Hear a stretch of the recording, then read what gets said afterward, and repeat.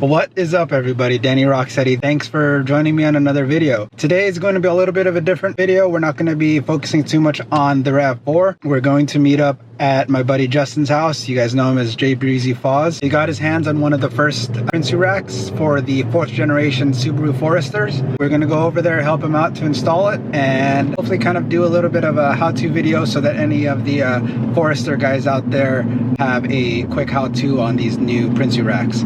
As I said, we're headed there now. I'll check in with you guys in just a second.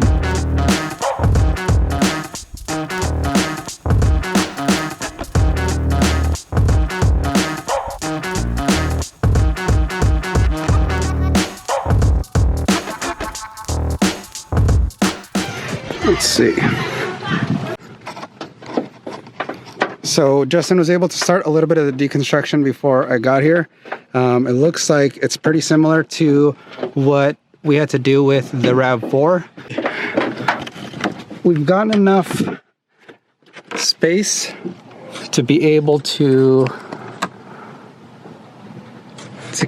be able to see above the headliner and then see where the bolts are mounted. These are the two up front. You're gonna have two up here, one in the center and then one towards the rear. I'll show you the location of those. They're approximately center of the vertical stanchion on these roof rail. So you'll have one right here and you'll have one back here as well.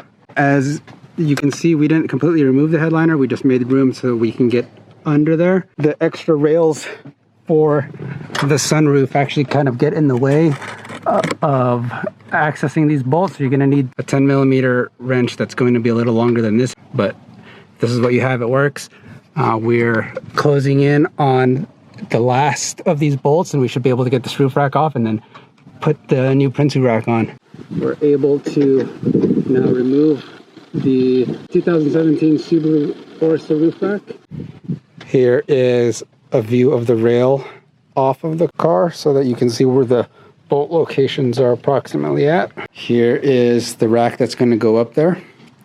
He's got it partially assembled so that we can put it up there. One of the things with the new Forester racks is the front fairing doesn't have the cutouts to the side because it's a little shorter. So it's similar to the new Outback ones where it doesn't have the little bit of a wing on the front for the LED bar like the RAV4s and some of the Tacomas do. We weren't provided any instructions. We're just kind of going with the knowledge that we found on YouTube and then just installing the one for the RAV4.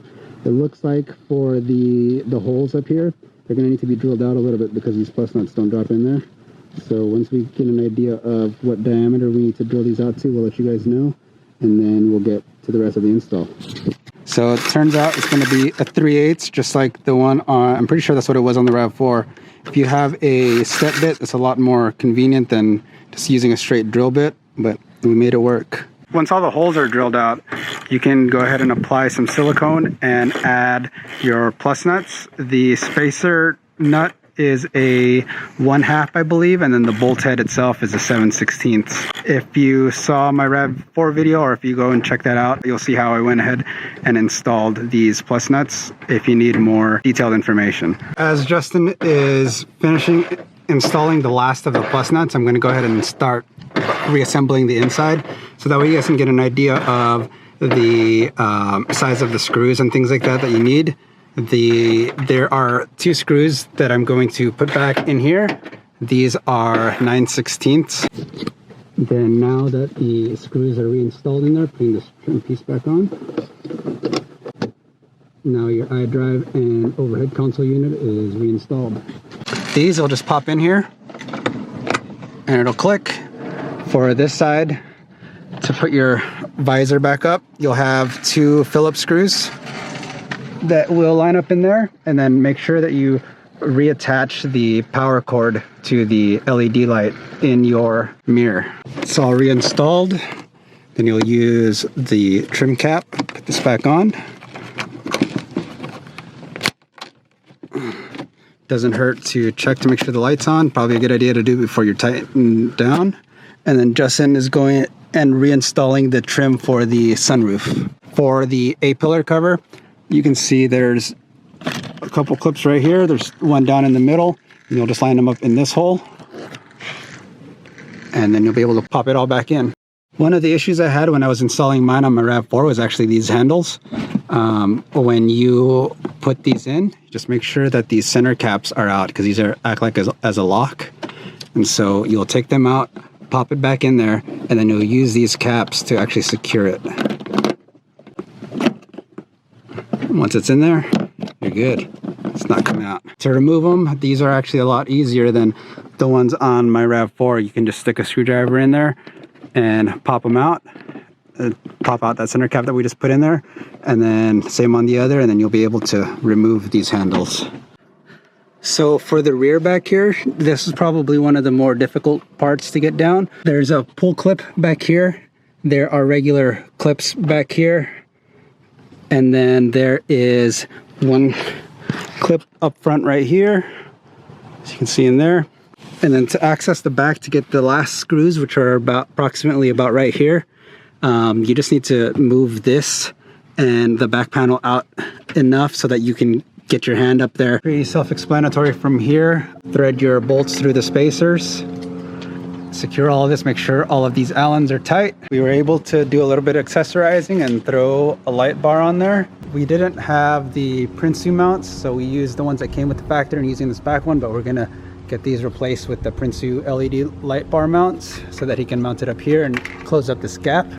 One of the things we had to do was move the front fairing down a little lower versus mounting it in these center ones, because it was sitting pretty high up off of the top of the car, off the roof. So that would have probably caused some whistling and some wind noise. So we brought it down lower by using the lower holes right here. As you can see, this is where it was originally mounted. And then on mine, I just kind of used these center ones. And as you can see, it sits there. So they are very customizable. He's gonna install all of the extra accessories tomorrow, like the Pelican box and his awning. So it should look a lot better tomorrow. What do you think, Justin? Would you do this again? Alright guys, so sorry this wasn't the in-depth how-to video I was hoping it was going to be, but I do hope that someone out there was still able to get some insight on what this install really looks like. This channel is inching closer and closer to the 1,000 sub mark. I appreciate all of you guys that have followed along. I encourage anyone who has not hit that subscribe button to please hit that button and help the channel get to 1,000 subscribers. Until the next one, this is Danny Rocksteady checking out. I'll see you guys in the next video.